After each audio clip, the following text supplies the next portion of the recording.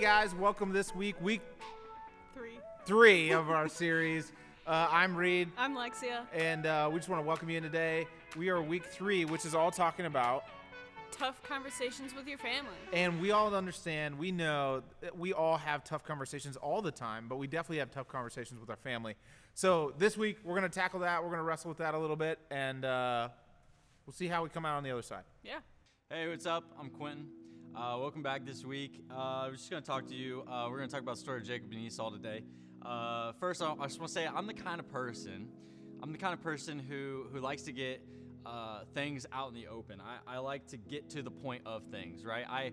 I hate when there's something going on between you and somebody else and there's a conflict and all we do is just avoid it, right? And that is so common in our world today is we just avoid the issue. We just avoid the conversation. I hate that. And I'm the kind of person who's like, if there's a problem, let's fix it now. Let's talk about it. Let's get this over with. I just don't find any point in wasting time, any point in taking your time on these things. I just feel like we should talk about those things now. And right now we live in a world where we see this a lot. We see people that they're just immature about these kind of things, and all they do is we avoid conversations, we avoid the things that need to be talked about. They, if there's a question asked, they ignore them. We're just petty about things, and that's the world we live in today. And we see an example of this in the Bible where it's just like God's telling us, like, look, this is not how we are supposed to live. This is not how we are supposed to act, and especially with our family. And that's what we've been talking about, the atypical family. And so we're going to talk about these tough conversations to have with our family. And so we're gonna look at this. So the story of Jacob and Esau, I'm just going to run through it with you. Jacob and Esau are two brothers. They're twin brothers. And Esau is the older one. Jacob is the younger one. Back in the biblical times, the older sibling had a birthright. So the older one was the one that was looked at as got more, was more respected, more seen as like the favorited child almost.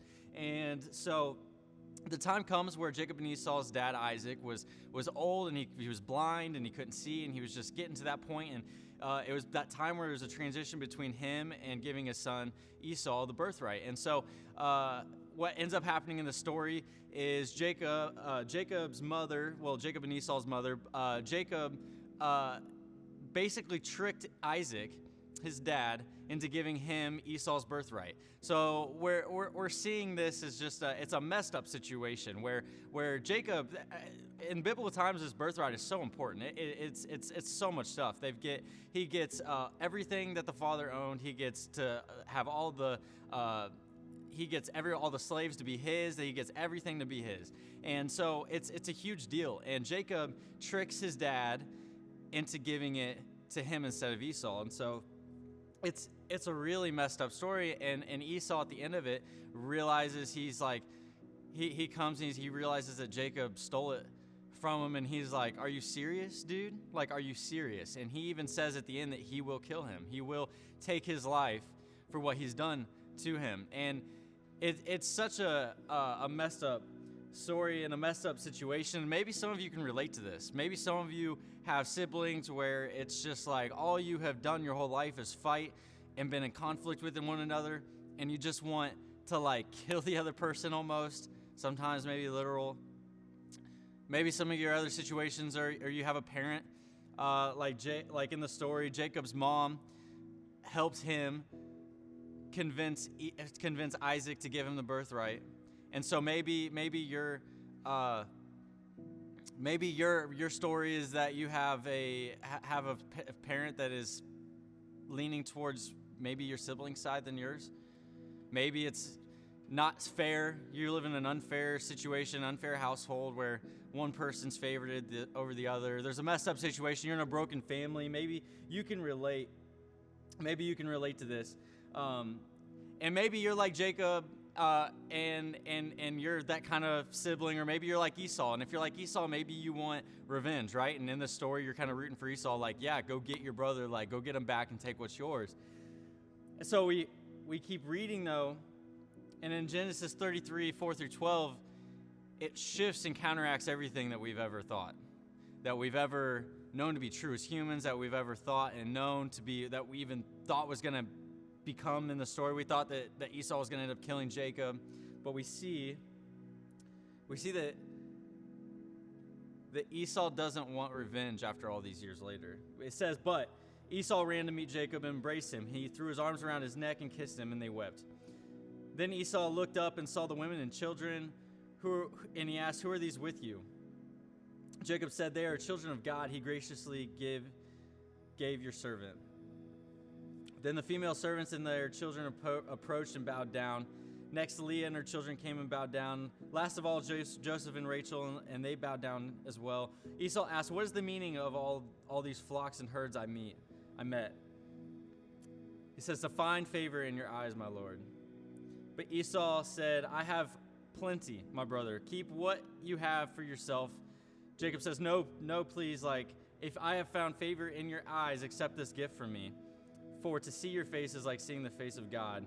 Now that you have received my favorably, please accept the present that was brought to you. For God has been gracious to me, and I have all I need. And because Jacob insisted, Esau accepted it. Then Esau said, let us be on our way, and I'll accompany you.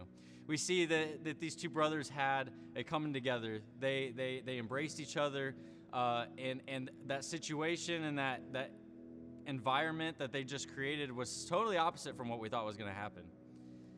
And so what a change. What a change in where the first story left off to where they meet again. What a conversation was had. One conversation was had. And Jesus, throughout the Bible, he teaches us and he shows us conversations need to be had. We can't keep these things inside. We can't let these things eat away at us. We can't let these things keep us bitter. We can't let these things make us bad people. We have to have these conversations with people, whether it's your friends, whether it's your family, whether it's somebody at your school. We have to have these conversations. And in Matthew 18, 15 through 17, Jesus is preaching, and he tells these people this. He says, if your brother or sister sins, go out and point out their fault, just between the two of you.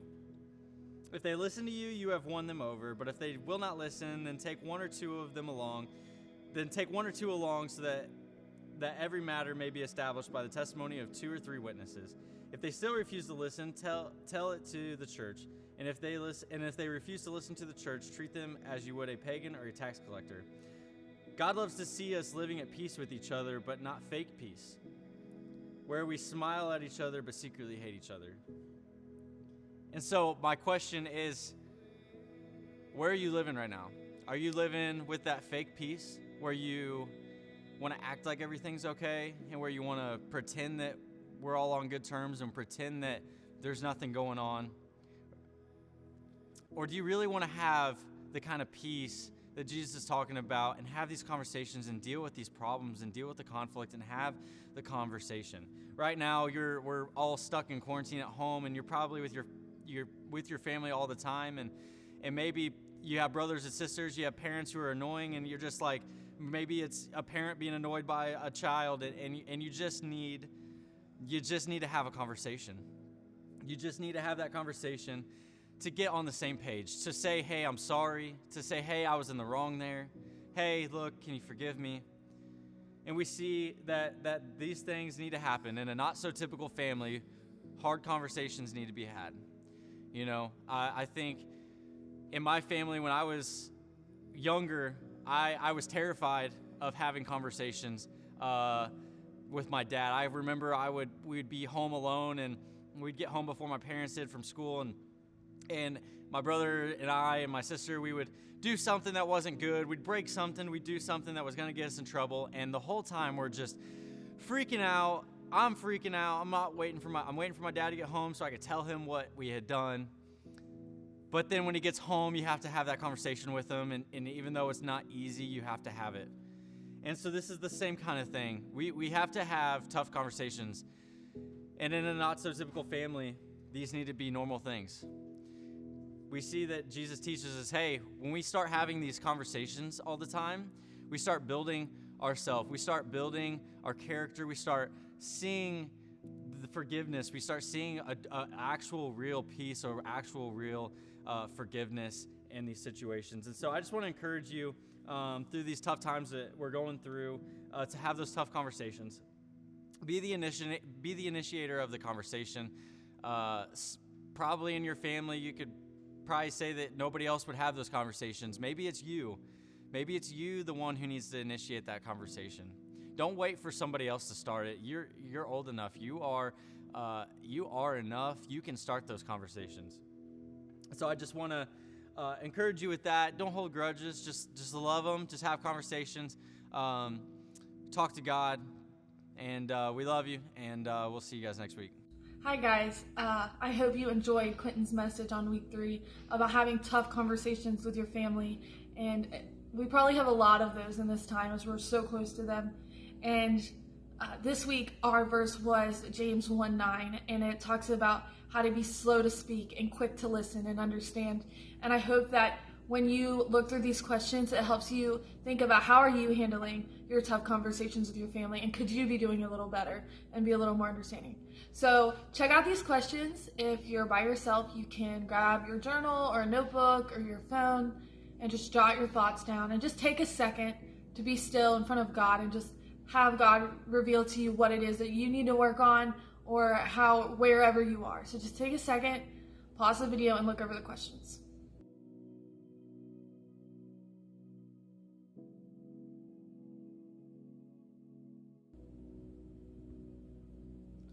All right, I hope that you guys got a lot out of that and you just took time to be still with God. And I hope that if you guys need anything at all, if you have any questions, concerns, if you just want to talk, just slide up on our Insta story, DM us, text us, whatever. Just let us know how we can help you this week. And I look forward to seeing you next week. So this week, you guys talked about tough conversations, and Quentin really dived into that for us. So we just want to make sure you are getting connected with a small group leader. So if you haven't yet, let us know. We want you to be connected with a small group leader and just go over these questions each week and just really have that interaction. Yeah, we think it's super important for you to be connected, and we want you to be connected. We want to hear from you. We want to see what you're doing. So even if you want to comment in the link, or if you want to send us some information, I don't know, message us. Yeah. Message DM us. Let us know what's comment happening. on this video. Let us know how we can pray for you. All the fun stuff. We'll see you guys next week. See ya.